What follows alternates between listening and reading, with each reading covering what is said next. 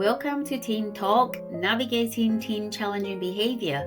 I am Pei Yi. I'm a parenting and teen challenging behavior specialist at Rainbow Parenting Practice. Over the last 30 years, I've worked with children, teenagers, and then families with various complex needs across different settings. But it is my personal story, being a troubled teenager, that led me to the creation of my innovative parenting method, Thriving Together Parenting Method. It can help you and your team to have a more loving, respect-driven relationship and the happiness and harmony in your family home in 90 days.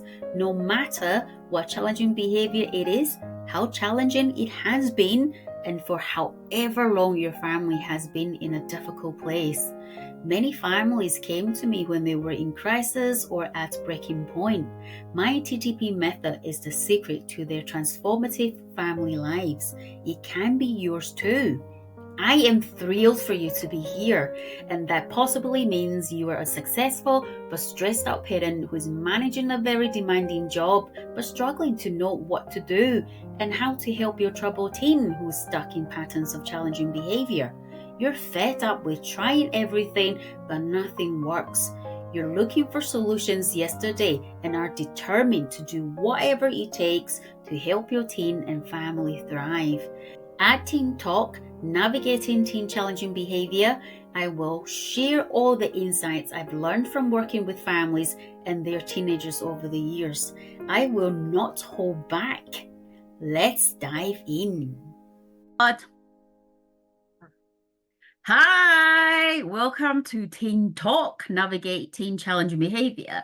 Today, I have a special guest with us. Actually, sadly, I have to say, Belle cannot be with us today, but she sends her regards to the audience, and she will join us in the next episode.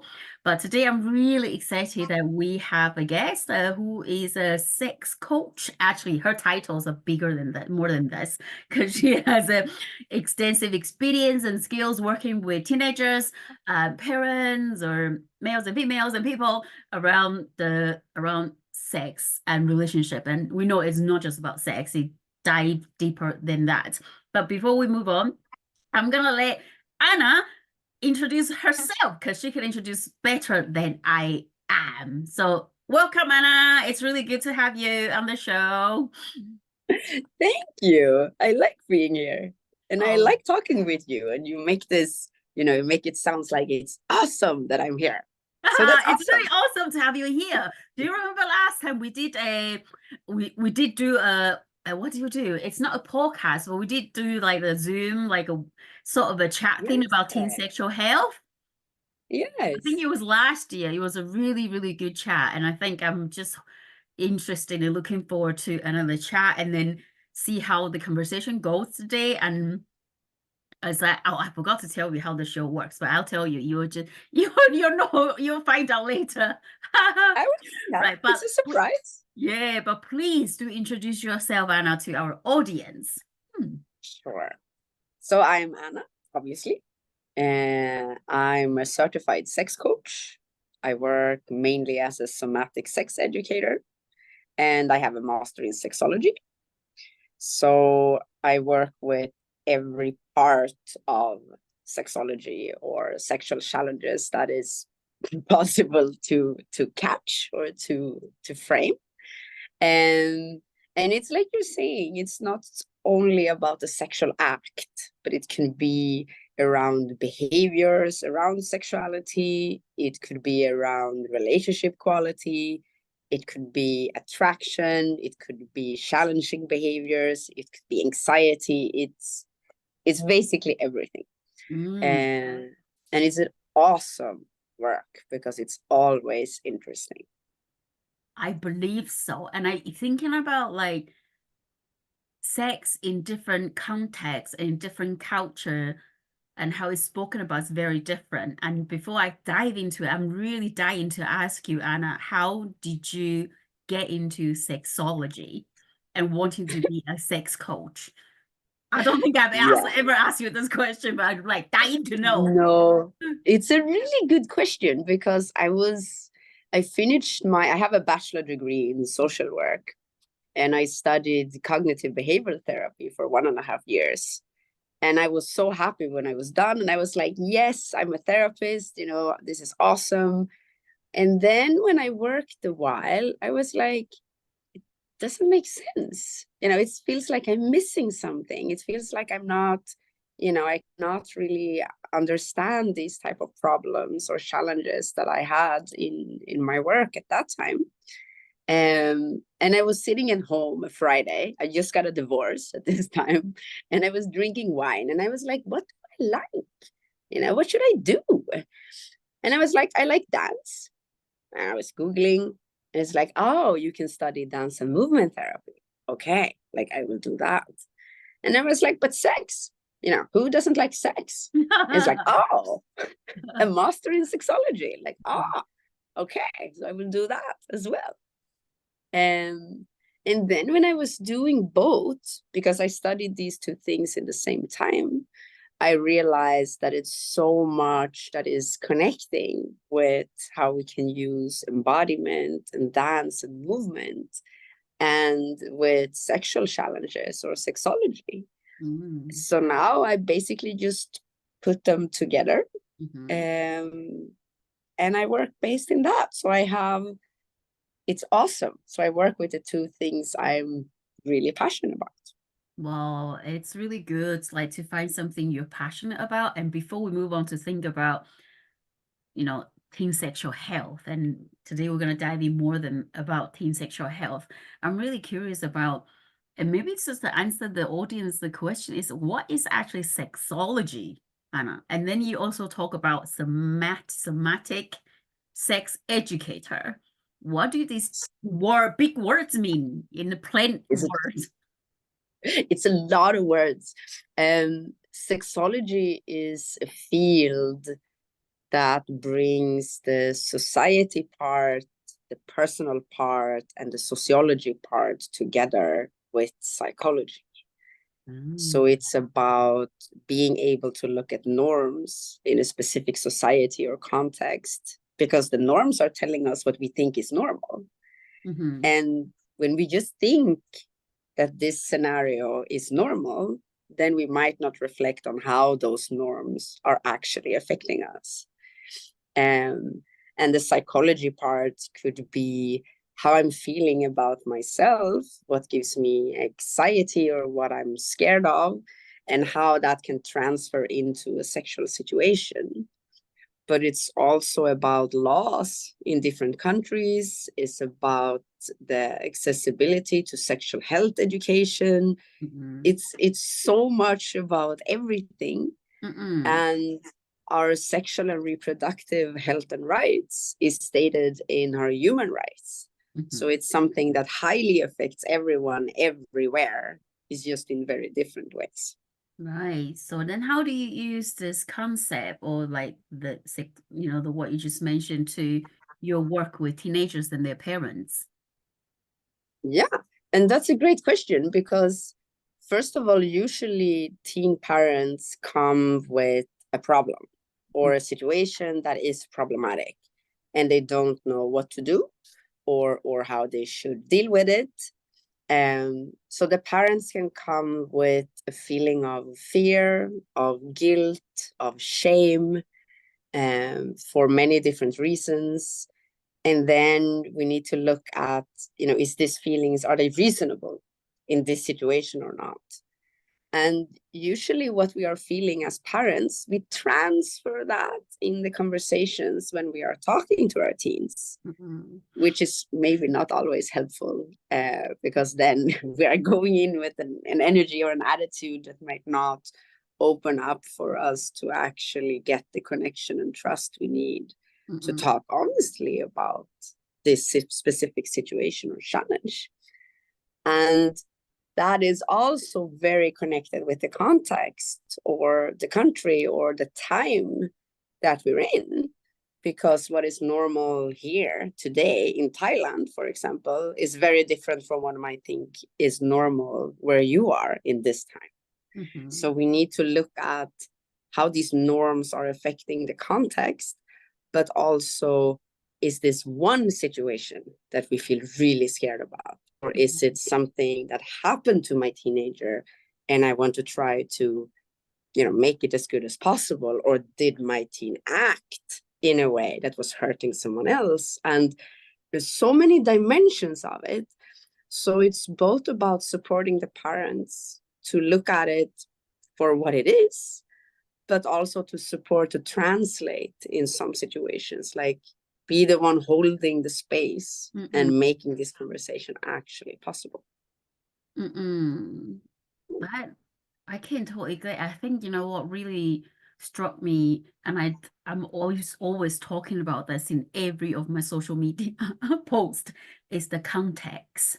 There's a context to a situation, and I'm not quite sure. It would be good to hear some of the examples that, the problematic behavior or around the sexual health or teen sex, the parents brought to you, but there's definitely a context to whatever the problem is presenting. It may not be a problem, because you think about a teenager, they're at the stage in terms of being curious about sex. And if you're 5-year-old, their sexual development will be around, want to be curious about their private parts. They might touch it. Yeah. Right? But then in the context, they do it in classroom, or do they do it in public?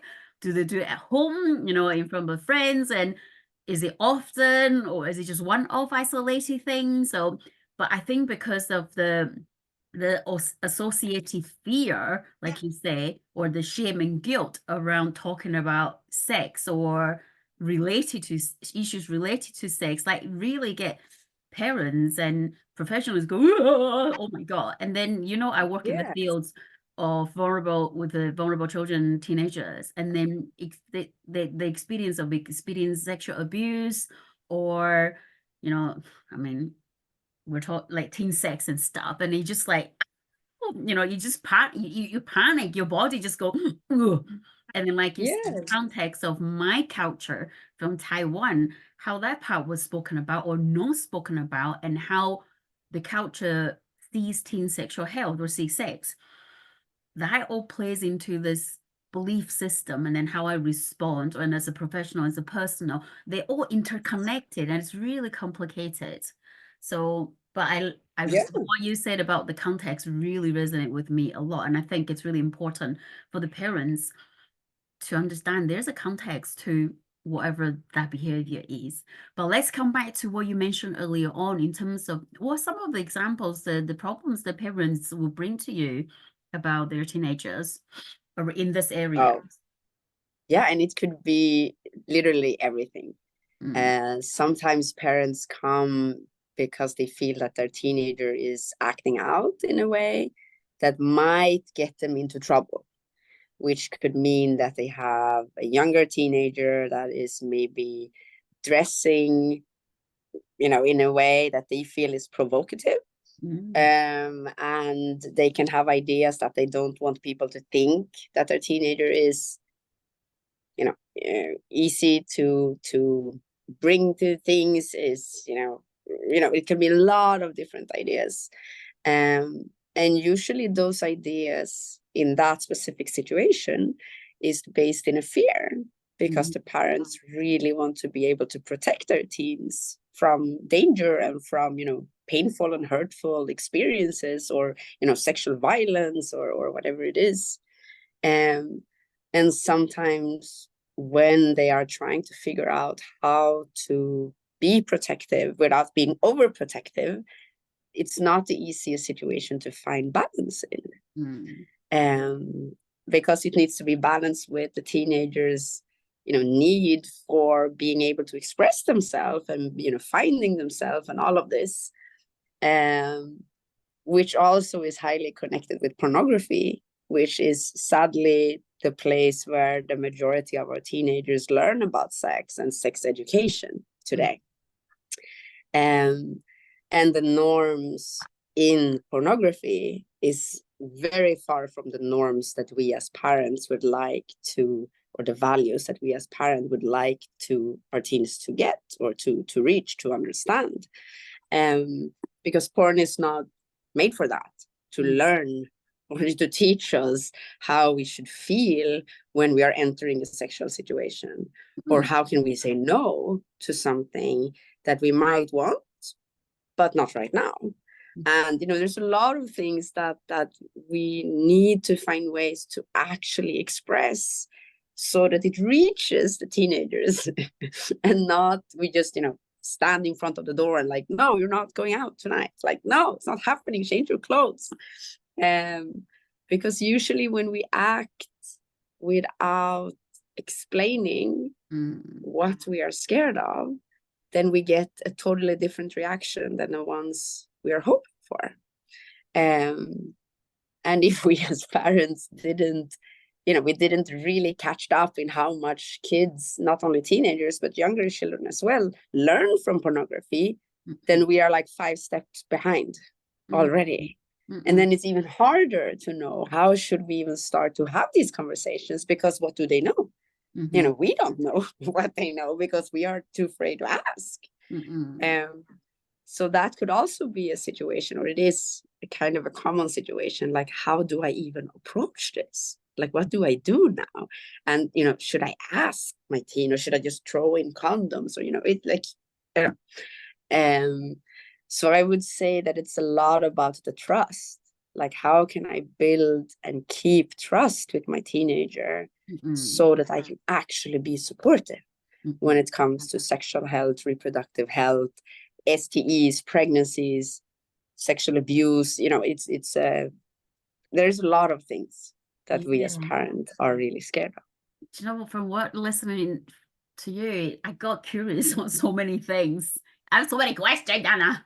But I suppose my first curiosity is, why do you think there's so much fear or guilt or shame or fear? I already talked about fear associated with talking about sex or sexual health with teenagers. I mean, the parents these days, based on what my understanding has, definitely will be able to speak about the birds and bees, if we're still talking about that way, sex education.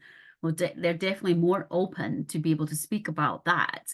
But to what extent, I don't know, because you could be just simply talk about, right, at this stage, you're gonna be wanting to touch yourself and you will have pleasure, or this is how you have a baby and this is what the boys do and this is what happens to the boys. Well, so I'm really not sure in terms of the extent of the conversation a parent will have with their teenagers.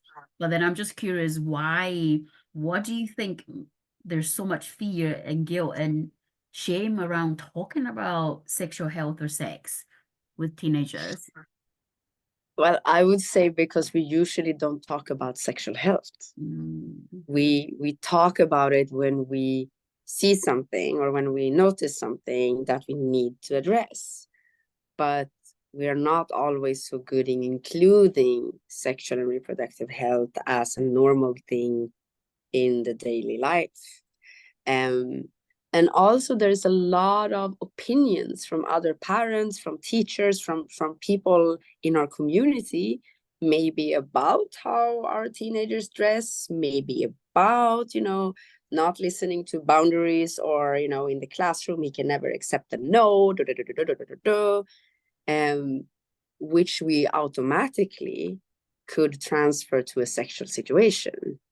Because I have 2 sons, for example, and if their teacher would approach me and tell me that they are not listening to a no, you cannot tell them no, they do it anyway. They, whatever, scream or leave the classroom or whatever. Then for me as a woman and as a mom, I really want my teenage boys to listen to a no. Like, it pisses me off personally if this situation would happen. And if we are doing that, we take things personally, then it's even harder to talk about something with a little emotional distance.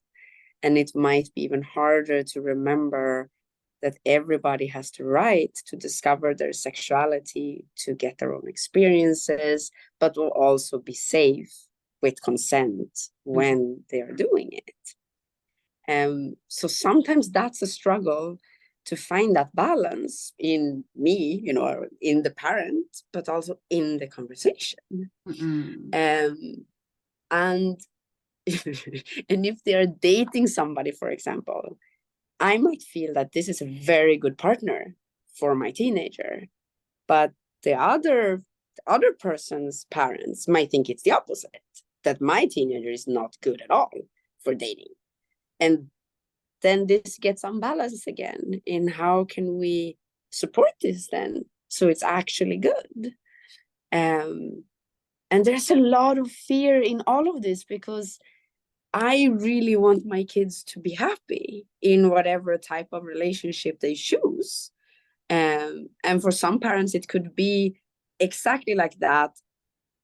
But I don't want my teenager to date like a same-sex partner. Mm-hmm. Or this, HBTQ feel like I don't get it. So I feel very distant from all of these things that my teenager is discovering or expressing or talking about.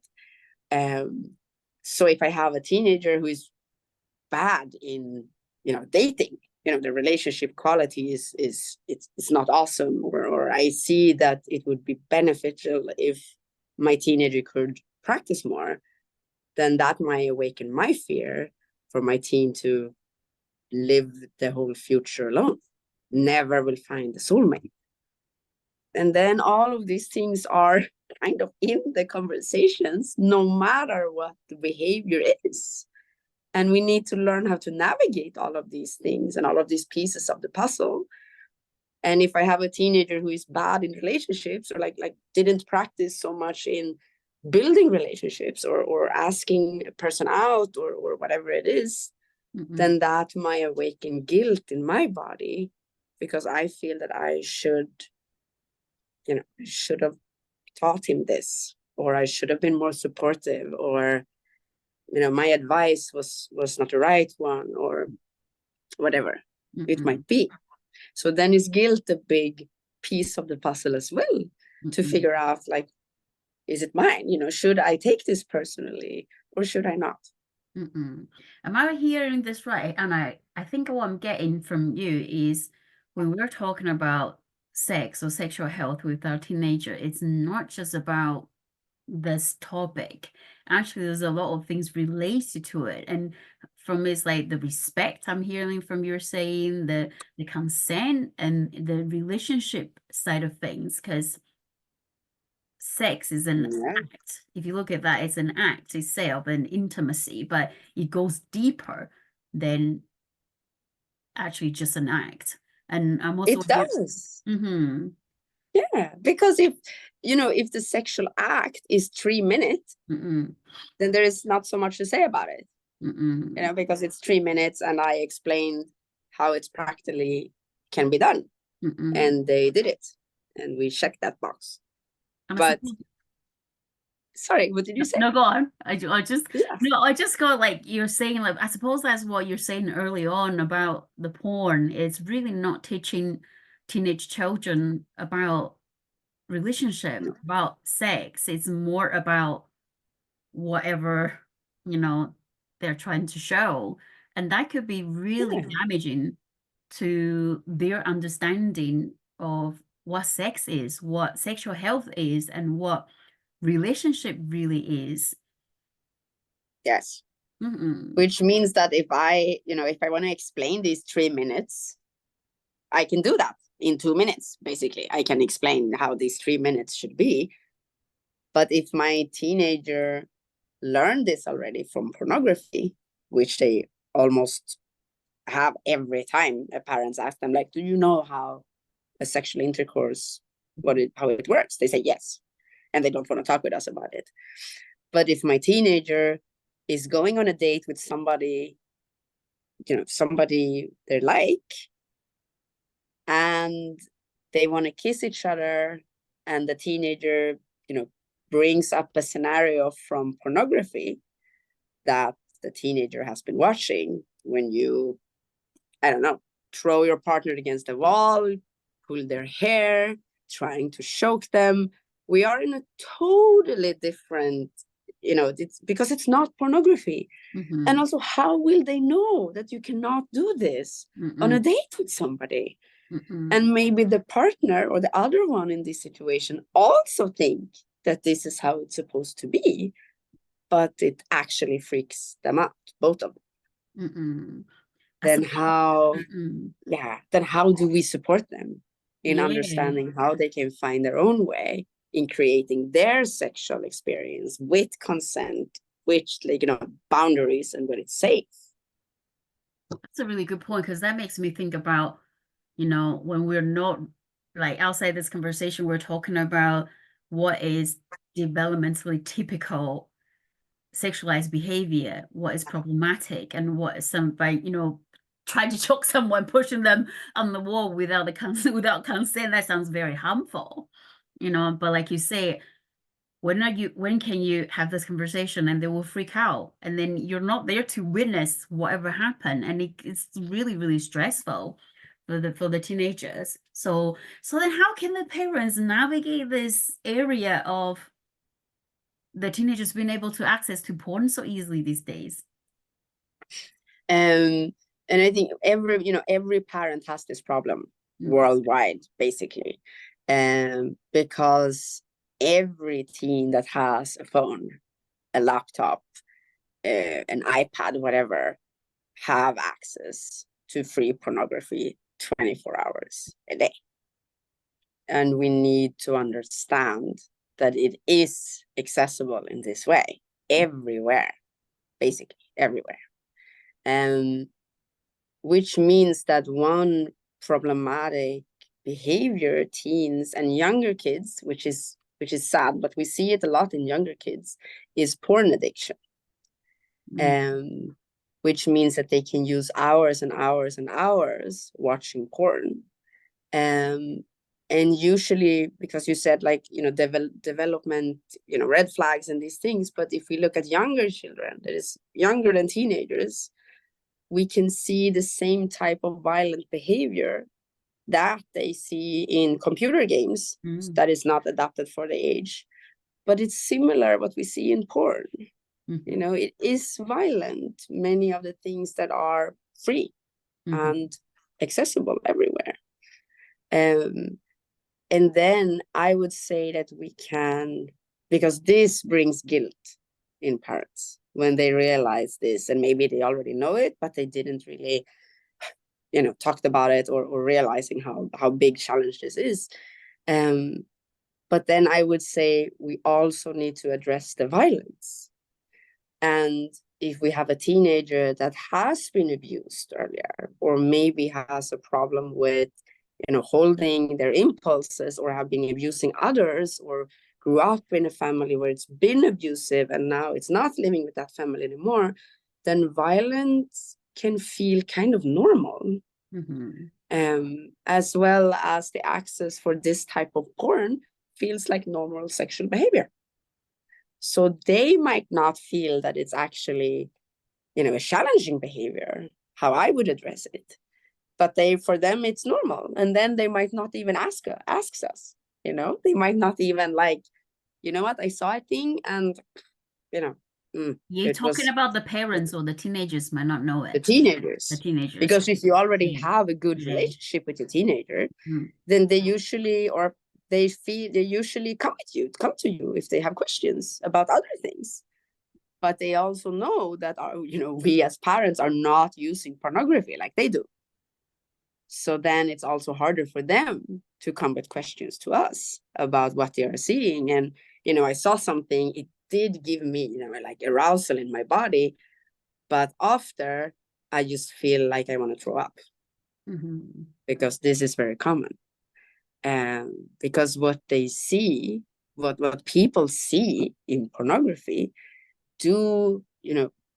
gives a feeling of arousal or gets people horny, but it doesn't mean it's actually something that is connecting with our values. It doesn't mean that it's something I should do in reality, even if I get aroused looking at it. And this is something I think every parent should say when they talk about pornography. Just that specific thing, so that we plant the seed in our kids to say, yes, you got a reaction, you feel it, doesn't mean you have to do it. Maybe it's not for you. So are we thinking like psychoeducation at an earlier stage will be really helpful for the teenage children and parents? Because we are saying Yeah. what we're saying is like they will have access to pornography these days, and you're right. Some may become an addiction for various reasons, and I'm just thinking if the parents can have these preventative, not like it will solve everything or everything, but at least having that conversation. Because I always think insight education is powerful. So if they can have the conversation about like what you say, when you might come across this inappropriate, thing, and then this is what is gonna likely to be happen, but what does it mean and what will be the best course of action? That might actually help the teenagers to learn about what is actually appropriate, relationships and sex and sexual health, these kind of things. I wonder what your thoughts are on this, Anna. Well, yeah, because we both want to teach them, we want to teach our teenagers to listen to what they actually want. What are they passionate about? What are they dreaming about? What do they want to work with? All of these things as every parent wants, because we want our children's lives to be successful in whatever way successful means for them. We want them to be happy. And to tell your teenagers that, I know how pornography looks today. I want to just remind you that what you are seeing and what you might accidentally, enter, and even if you feel arousal, it does not mean that you have to like it. You have the choice to close it and think about it, or to think about it after. Then, is this really something I would appreciate to do, or be treated in this way? And it should always be a conversation with the person you want to share a sexual or intimate connection or situation with. And that's one way. With the respect for the teenagers' right to, explore, without putting, these hard boundaries and rules that you cannot watch porn at all because they will do it anyway, or their peers will show them, or they will see it in the school. It's everywhere.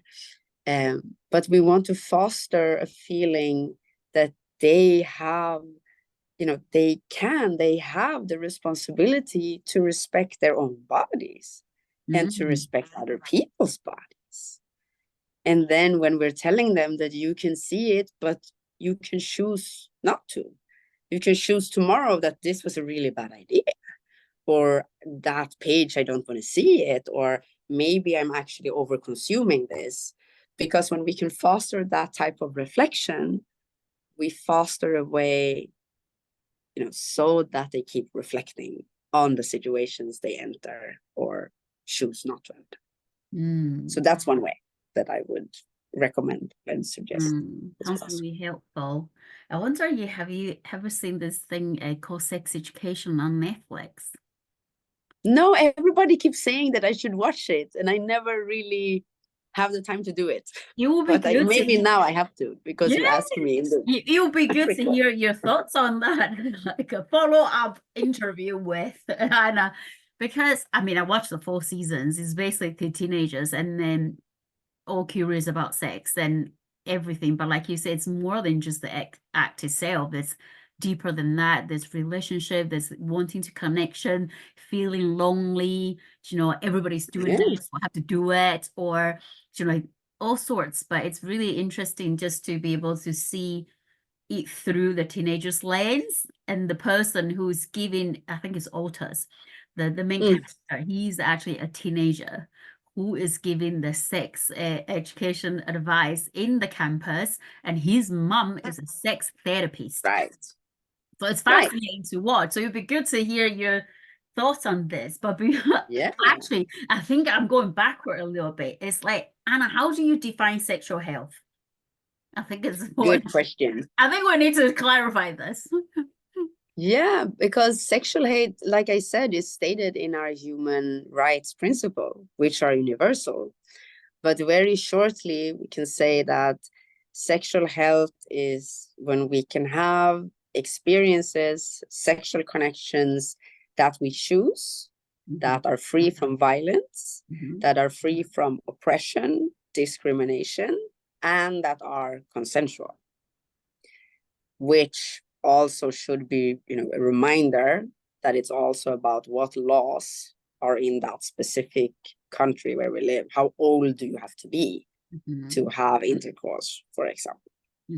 And then this is also connected with reproductive health, that you should have the right to create your family, you should have the right to have as many children as you want, or choose not to have children, and you have the right to have protection and to have safe sexual connections without, with that you can make an educated choice based on the information of the different STEs that are in the world. Do you know what what you just said? That's a really helpful definition, Anna. And I think it just got me curious and about, the one-child policy in China some time ago, many years ago. Yeah. Because it sounds like it's against the human rights, but then there's a context and political context and cultural context to it, which we will go into detail, but I'm just thinking about. Yeah, and there's also the what is that, the forced marriage with younger women, Yep. and There's yes, yes. these are all like oppression, which is really worrying actually. And I believe, and I might be ignorant, but I believe the practice is still happening in different corners of the world. It does. And there's a million of these examples in so many different ways. Like, it's a lot of countries where it's illegal to date people for the same sex that you have, or it's illegal with gay marriage. Or another example is this, what do you call it again in English? You pay somebody to be pregnant for you. Surrogate. Yes, yes. There's also a question about, okay, you have a consent and it's true and it's a deal, blah, blah, blah, blah. But can it really be consensual when that person actually might not have a choice to choose something else? So it's so much about ethics. And to get back to porn, how much ethic is it for the people recording it or being in these movies? Are they happy always? It's like a million things connecting with it. So, which is also why I'm thinking sometimes, like, maybe we shouldn't take this so personal, because there's a lot of things going on everywhere that might, be helpful to have focus in that. Yeah, see, like what you just said, I'm curious about the power. Because and the power of somebody or government to issue the policy, or that actually could be really oppressive of the human rights. And like you say, I can have how many children I want, but I can't just now because XY say so. Or Exactly. that is really powerful. And that's something you really need to be aware about, is that when you use power in this area, it sounds really quite scary if you think about it. Yeah, and it's in every level, because now you gave an example on the macro perspective or structural, laws and regulations that are, going down everywhere in our school education, in what kind of health intervention is possible, in what if HIV medicine costs a lot of money, which means that people can actually not afford it, or if it's actually free. There's a million ways that sex will always be political. Always. Then you see, like, how are we gonna help our teenagers to navigate this? Like, as adults, we are already, struggling navigate so many aspects of sex and sexual health. How are we going to support our teenagers to navigate this part of journey when they're already going through this transition? And I always say this, right? Teenagehood is really the hardest part of the human life cycle. There's so much changes, so many emotions and confusion, and everything is like, whoa, there's this part of the stress of this, How how can is there any more tips that we can give it to the parents to help them navigate this part in addition to what you just shared? Yeah, because I mean the typical sexuological problems or challenges that teenagers, from their perspective, believe that they have is more like my erection wasn't good enough, and is this size normal? I'm so small, like maybe my partner would even feel it, or I'm too tight. I'm scared that my partner will think I'm bad. And it hurts. Should it hurt? How much should it hurt? And there's a million other challenges that teenagers navigate when they come to their sexual and reproductive health. And they're not in general so focused in the world's problems about it. And I think one really good advice, or one thing that I think is important to say, is that we should respect their challenges because they're really big for them in this specific situation. And we should be supportive in helping them to find ways to get the proper information that they need. Even though if we might not be able to answer all of the questions, but there is a lot of information that is real information and not from porn that might help them to actually realize that their way is perfectly fine, their body's fine. But we need to respect our own boundaries, and we need to be able to know when we should say yes or maybe or no. And if our teenagers don't have this ability, we should foster it, because everybody wants to know that their teenagers can say yes or no, and not feel, I don't want to hurt this person's feelings, so I will just do it anyway. Or that everybody's doing it, I better do it. Or I suppose that lead me to my final question, actually, is, Anna, I know you're a social worker yourself, and I work in the social work field in the past too, and the parents will got curious about this. I mean, they were worried about this is in terms of how old, in terms of the age should my teenage children have sex. And I know the law. Yeah. The law is one thing. The law is one thing. We don't need to go there because it's different everywhere anyway. But there is a very big difference between a teenager that is, interested in things, enjoying life, and is actually not in this sex intimacy dating. And then to wait until they are 17, 18, 20, 21, 22. Fine, let them wait. But if we have a teenager that has been struggling with different things, maybe being harassed in school, being bullied, and a lot of these things, if that teenager is carrying a longing for being accepted, or a longing for being in, having the group, being in the spotlight, then I would say that then sex could be a way to feel that you're not excluded.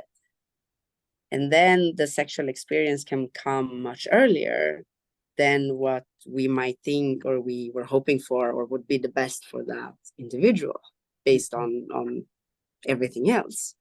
And of course, if they are dating, partners that are much older, or older in general, then this is also a question, like, is this, might this push my teenager to taking this step earlier than what is actually reasonable to do?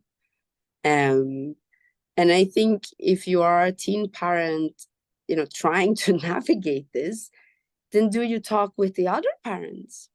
Do you actually talk about this in a group? What is going on? What is not going on? How are you thinking about it? How do we think about it as parents? And what kind of sex education do they get in school? What do they learn there? Because if we just oh no, they learn it in school, We have no idea what they are learning in school. Anna, We don't know. I have to clarify this. Are you saying like if the teenager is dating an older person? Is that what you meant? Yeah. I suppose, okay, on that note, I suppose I see it differently. If my teenager children is dating a much older person, I will be quite worried, because while the law is different in different country, it is Yeah. created to protect young children, teenager Yeah. children, and vulnerable teenagers. So Yes. I think it's really important for the parents to be aware of that when if there's a power dynamics here, and then the age of consent in UK is 16 years old. So it's really important to get yourself familiarized in this area and then teach your children, teenage children, is how do I say no? How do I know, if there's a power dynamics in here? Am I being forced to say yes, if you're dating a much older person? But we're not saying a Yes. much older person will do something, but I'm just saying there's a dynamics here. And anybody who Mhm. have sex with an underage children, that is illegal in UK. Okay, that is just without the Yeah. doubt. So, and then even with a 13, 14, 15, the similar age, that is not encouraged either. But I don't think the law is set up to criminalize the children in terms of they will get curious. And I suppose it's down to the parents to how do you educate, how do you support, how do you talk about these things like you're saying, how do you monitor, how do you navigate Yes. the journey with them? But I suppose I just Yes. want to make that really, really clear to the parents Yes. thinking about this is not something to take lightly. And it is, like you say, it's about you as a person. It's about your relationship. It's about your rights as a human being, regardless of your gender, regardless of your sexuality, or regardless of your culture or the context. Oh, It is your basic human rights. It's really important to think about these things. yes. And also when we say much older, could Mm. mean if somebody is 13 and they're dating somebody that is 17, that's much older in that Mm. age. But Yeah. if somebody that is 16 dating somebody that is 19, maybe that's not a much older, but it's Mm. older. Yeah. And this Or is a also 16 to based a in our 35. culture. No, Yeah. that's a different Yes. thing. And Yeah. yeah, then I would, yeah. So I mean, there's a lot of things in this where we need to realize our ideas and norms. Because if I have a son that is turning 14, and if he would come home with a girlfriend that is 19, I would probably just like, wait a minute. You're don't even step into the store. No, like, No. what is going on? Why, how, what are you thinking about this? Because I'm thinking blah, blah, blah, blah, blah.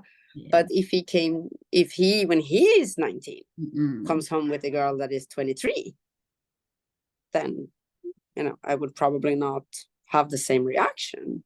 So it's a lot about us as parents thinking about our reaction and figuring out what my reaction is about, taking those 10 minutes to sort it out, maybe sleep on it, and then talk with the clarity that we want to, really give them the message that is important for us. Sounds So, like yes.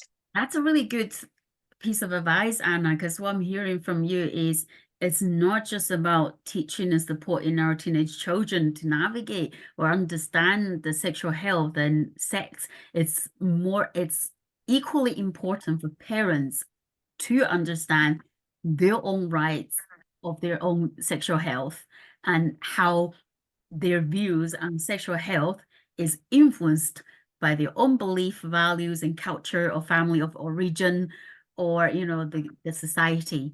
So, and when we have understanding of that part, it becomes easier to able to navigate and chat about these things with their teenage children. Yes, that's a really good summary. I'm so glad. Oh, it's been really good to have you on the show, Anna. We need to carry on this because I know we still want to talk about a problematic sexual health, sexualized behavior and harmful sexualized behavior, but we'll think about how we're going to have your back, or we're going to do a webinar for our audience. So we'll think about that. But as Yes. I didn't tell you how the show goes. I just keep chatting.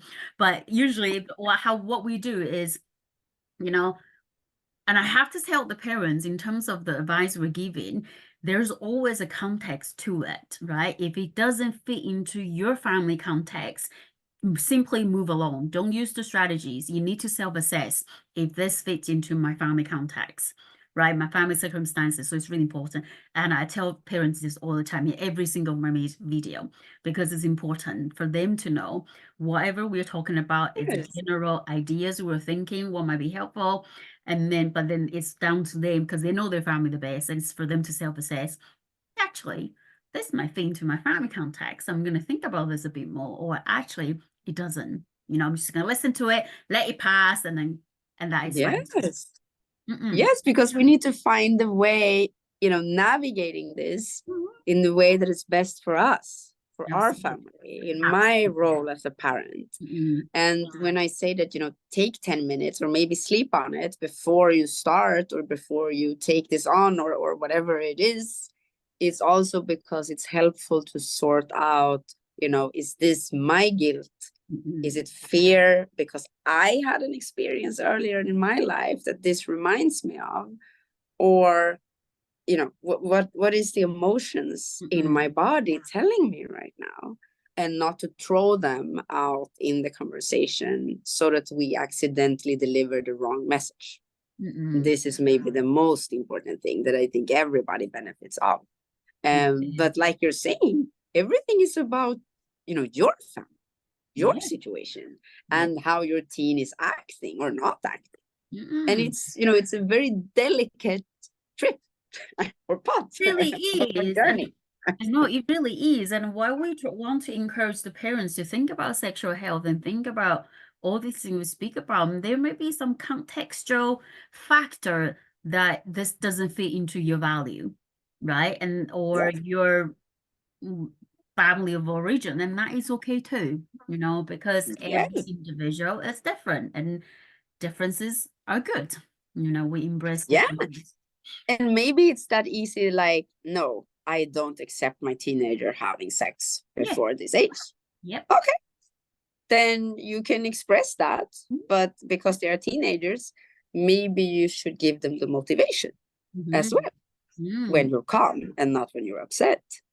But also, if you do that, and if your teenager, if you have the feeling that, my teenager will do this anyway, or I'm not so sure that my teenager will actually accept this rule, then the next question could be, okay, but what is the value, or what is the most important then?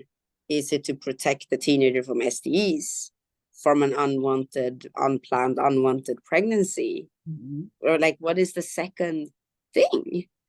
And how can you make sure that information reached them as well? And maybe that's a way, no matter where, what the context is. Absolutely. Emma, thank you for coming to the show. And you know what? Belle and I always ended our show with a curiosity for parents or teenagers or professionals. And I wonder what sort of things you would like to encourage who to be more curious about. I would like to invite every teenager to be more curious about their own body.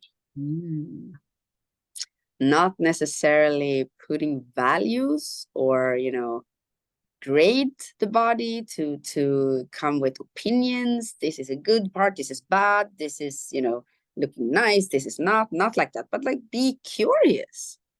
Because the body is amazing. There's so many amazing things it can do.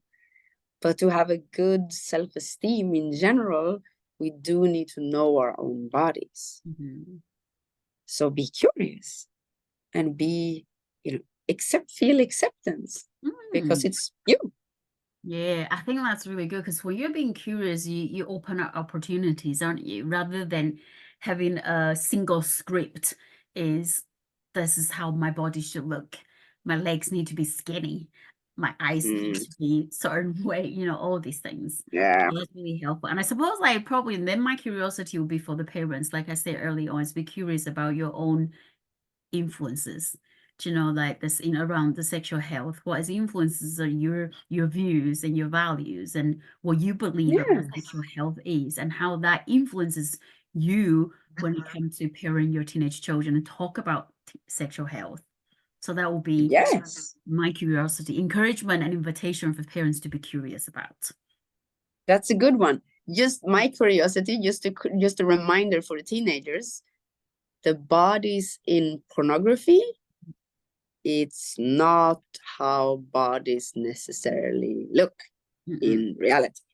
It's a very, very not so supportive and empathic way if you compare yourself with the bodies you see or have seen in pornography. Not for anyone. It's the wrong textbook and wrong format and platform to learn about your body, to learn about sex, to learn about relationship, to learn about emotional connection.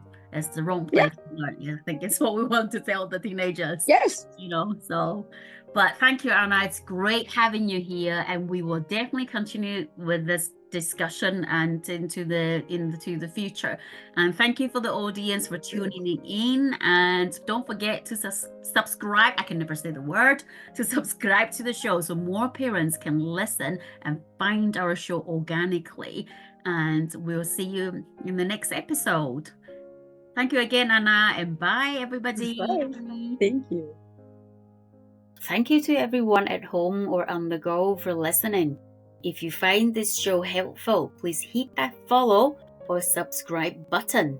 It does wonders for the show, so more people can find Teen Talk, navigating teen challenging behavior organically. If you have any questions about anything we've talked about, please drop me a line at pei@teentalkpod.com. That is PEI-I@teentalkpod.com. I read every email I get. Whether that's an episode idea, a guest recommendation, or just a simple note about how the show has impacted you. I'd love to hear from you. I am Pei, and I'll see you on the next episode.